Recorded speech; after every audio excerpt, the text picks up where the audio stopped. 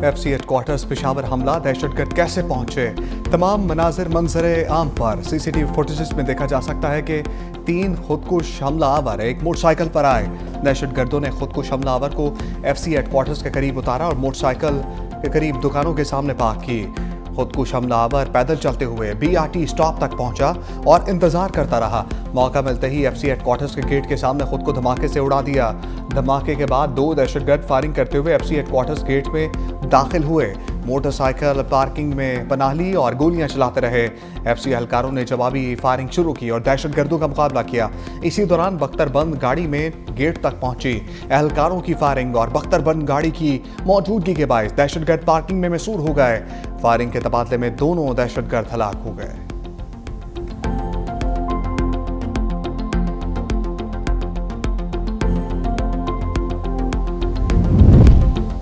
FC headquarter पर हमले के 3 दहशतगर्द अफगान शहरी लग रहे हैं। IG पुलिस खैबर पख्तूनख्वा जुल्फिकार अमीर की मीडिया से गुफ्तगू कहा, तहकीकात में काफ़ी पेशरफ्त हो चुकी है। काफ़ी पीछे तक शिद्दत पसंदों को ट्रैक कर लिया गया है। पता लगा रहे हैं कि दहशतगर्द किस रास्ते से पेशावर में दाखिल हुए।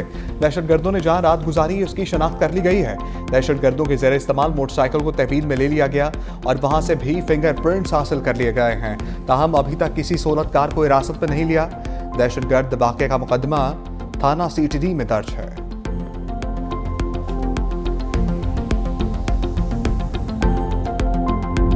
पाकिस्तान छुप कर वार नहीं करता, जब भी हमला करता है एलानिया करता है।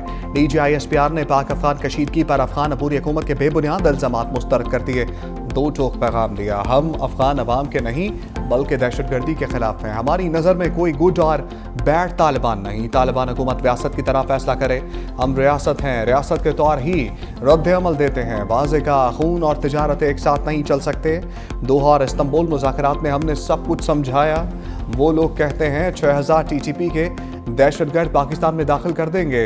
वो लोग अपने बच्चों को गलत सबक सिखा रहे हैं। तर्जमान पाक फौज ने सहाफ़ियों को ब्रीफिंग में कहा, जनरल बाजवा हों या फैज़, हुकूमत वक्त के कहने पर काम कर रहे थे।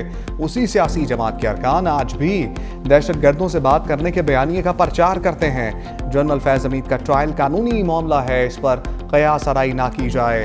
जैसे ही कोई फैसला आएगा तो फौरी ऐलान कर दिया जाएगा।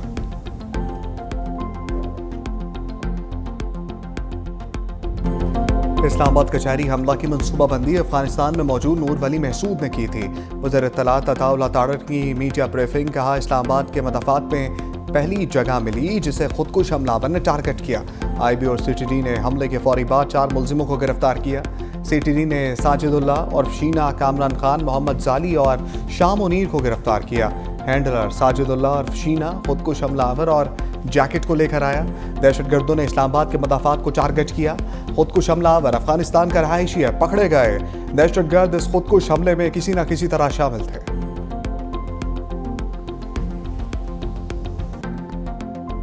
आज से तकरीबन 2016 में मैं यहाँ से चला गया अफगानिस्तान। मेरा मुलाकात अबू हमजा से हुआ, ट्रेनिंग वगैरह की। 1 महीने बाद मैं वापस पाकिस्तान में आ गया। शाह मुनीर को फ़ोन किया, उसने मुझे जैकेट उठा के सीधे किया, सीधे स्टाफ पे आया। स्टाफ से वो बाइकिया पे बैठ के G11 कचहरी में चला गया। फिर हमें 1 बजे पता चला कि उसने खुदकश बमबार कर दिए। पाकिस्तान में दहशतगर्द हमलों में अफगान सरजमीन के इस्तेमाल का एक और सबूत। इस्लामाबाद कचहरी धमाके में मुलविस मुलजिम साजिदुल्लाह ने एतराफ़ कर लिया। बताया कि उसने अफगानिस्तान में अबू हमजा से दहशतगर्दी की तरबियत हासिल की। पेशावर कब्रिस्तान से खुदकुश जैकेट लेकर इस्लामाबाद पहुंचा। कारी उस्मान ने मुझसे रब्ता किया और खुदकुश जैकेट पहनकर हमला कर दिया।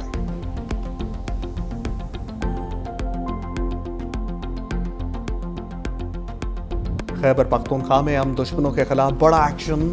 भारतीय हिमायत याफ्ता फितनल खवारिज के 22 दहशतगर्द अंजाम को पहुंचे। सिक्योरिटी फोर्सेस ने दहशतगर्दों के ठिकानों को मौसर तरीके से निशाना बनाया। ISPR का कहना है कि अज़्म इस्तेहकाम के तहत इंसदादी दहशतगर्दी ऑपरेशंस जारी रहेंगे। ऑपरेशन गुज़श्ता रोज़ भारतीय हिमायत याफ्ता खवारिज की मौजूदगी की इत्तलात पर किया गया।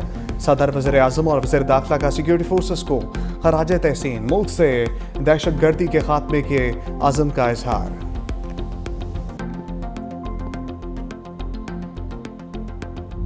पाक बहरिया के एंटी शिप बैलिस्टिक मिसाइल का कामयाब तजर्बा। ISPR के मुताबिक मिसाइल समुद्री ज़मीनी अहदाफ को दुरुस्तगी से निशाना बनाने की सलाहियत रखता है। कामयाबी पाकिस्तान की टेक्नोलॉजिकल महारत पाक बहरिया के अज़म का सबूत है। Chief of naval staff admiral Naveed Ashraf ने मिसाइल के कामयाब तजर्बे का मुशाहिदा किया।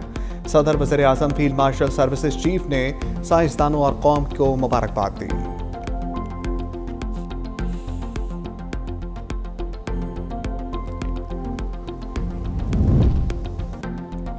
वज़ीर आज़म के दौरा बहरीन की तैयारियां। शहबाज शरीफ आज से 27 नवंबर तक दौरा करेंगे।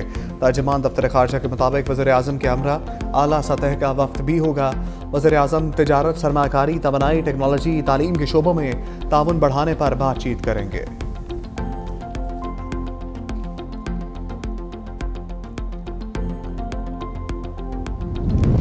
सदर आसिफ जरदारी से secretary supreme national security council Iran Ali Larijani की मुलाकात। दोनों मुल्कों के दरमियान ताउन के फ़रोग की ज़रूरत पर जोर। सदर ने कहा पाकिस्तान और ईरान के तारीख़, अक़ीदे और सकाफ़त से जुड़े दरीना ताल्लुकात हैं। दो तरफ़ा तिजारत बढ़ाने के ख़्वाह हैं। सदर की मकबूजा कश्मीर और फ़लस्तीन के लिए ईरान की असूली हमायत की तारीफ़। आलमी इलाकाई अमूर पर भी तबादला ख्याल।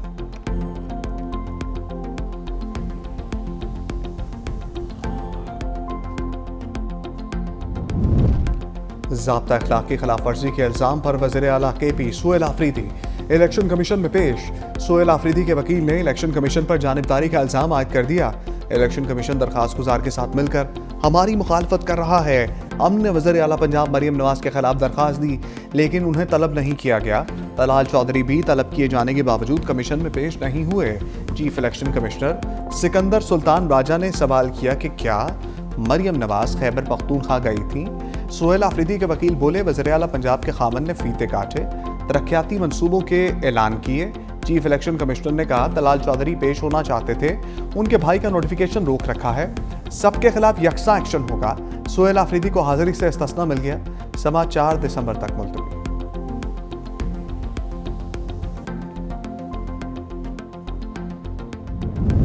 ज़िमनी इलेक्शन में ज़ाब्ता अखलाक की खिलाफ वर्जी। वज़ीर आज़म के मामले खसूसी हुज़ैफ़ा रहमान ज़ाती हैसियत में इलेक्शन कमीशन के सामने पेश। उम्मीदवार महमूद कादिर खान की हाजिरी से इस्तिस्ना की दरखास्त मंजूर। इलेक्शन कमीशन ने आइंदा समात पर तलब कर लिया। वज़ीर मुमलिकत दाखिला तलाल चौधरी के केस का भी अबूरी हुक्मनामा जारी। इलेक्शन कमीशन के मुताबिक तलाल चौधरी ने बार बार ज़ाब्ता अखलाक की खिलाफ वर्जी की। उनकी कमीशन से गैर हाजिरी की कोई ठोस वजह बयान नहीं की गई। तलाल चौधरी आइंदा समात पर ज़ाती हैसियत में पेश हुए।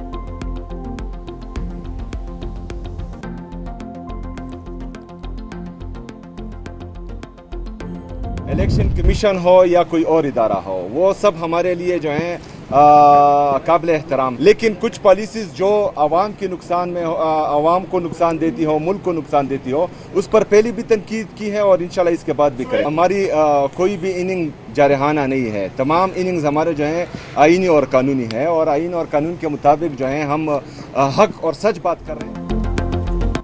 आवाम को नुकसान देने वाली पॉलिसियों पर तनकीद करते रहेंगे। वज़ीर आला खैबर पख्तूनख्वा सुहेल आफरीदी की मीडिया से गुफ्तगू। कहा हमारी इनिंग जारहाना नहीं, आईनी और कानूनी होगी। वफाक हमारे वाजिबुल अदा फंड्स फराहम करे। इलेक्शन कमीशन समेत तमाम इदारे काबिल एहतराम हैं।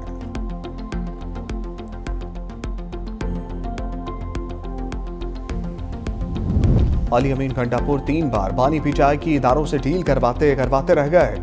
बानी पीचाई खुद पीछे हट गए वरना कब के रिहा हो चुके होते।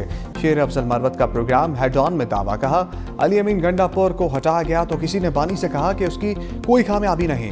एक शख्स ने कहा एक कामयाबी है वो ये कि काजी फाइज ईसा को एक्सटेंशन ना मिलना और उन्हें आईनी अदालत का चीफ जस्टिस ना लगाया जाना। ये अली अमीन गंडापुर की मनहूर मिन्नत है।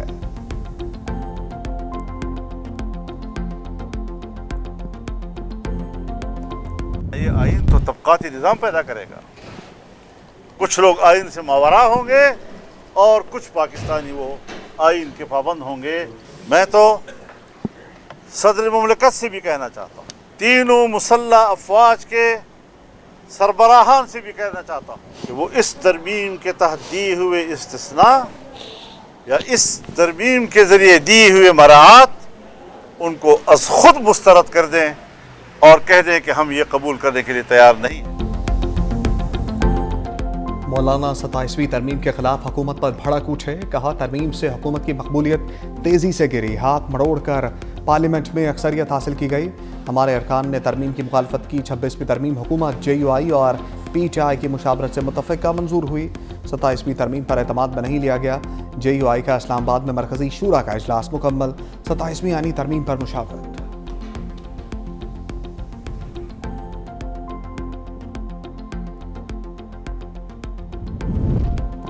आईनी अदालत का प्रैक्टिस एंड प्रोसीजर तरमीमी ऑर्डिनेंस के खिलाफ अपील पर हुकूमत को नोटिस। जस्टिस आमिर फारूक की सरबराही में 5 रुकनी लार्जर बेंच की बैरिस्टर गौहर की अपील पर समाअत। वकील सुमेर खोसा ने कहा, सुप्रीम कोर्ट के 7 रुकनी बेंच ने इब्तदाई फैसला दिया था। रूल्स के मुताबिक 5 रुकनी बेंच अपील पर समाअत नहीं कर सकता। एडिशनल अटॉर्नी जनरल ने कहा, आर्टिकल 189 के तहत आईनी अदालत का फैसला सुप्रीम कोर्ट पर लागू होता है। ये अदालत अलग है, इसलिए जजेस की तादाद कम या ज़्यादा होने से फ़र्क नहीं पड़ता। जस्टिस आमिर फारूक ने कहा, फैसला तब्दील करने के लिए 7 रुकनी से ज़ायद बेंच दरकार होगा। समाअत गैर मुअय्यना मुद्दत के लिए मुलतवी।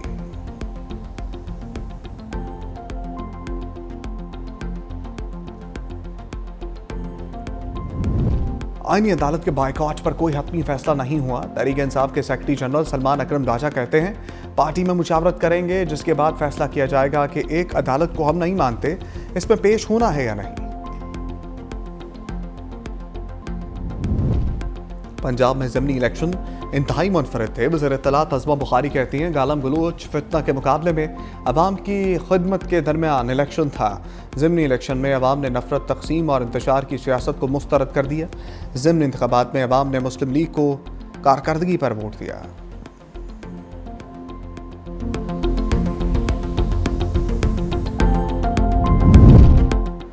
दरअसल नून लीग को वोटर के बगैर इलेक्शन लड़ने की आदत पड़ गई है। परवेज़ इलाही की अदालत पेशी के मौका पर मीडिया से गुफ्तगू, इलेक्शन वोटर से होता है, अगर 20% से वोटर्स कम हों तो वो इलेक्शन नहीं होता। लोगों ने ज़िमनी इलेक्शन का बायकॉट किया है। बानी PTI को जेल में 2 साल से ज़्यादा अरसा हो गया है।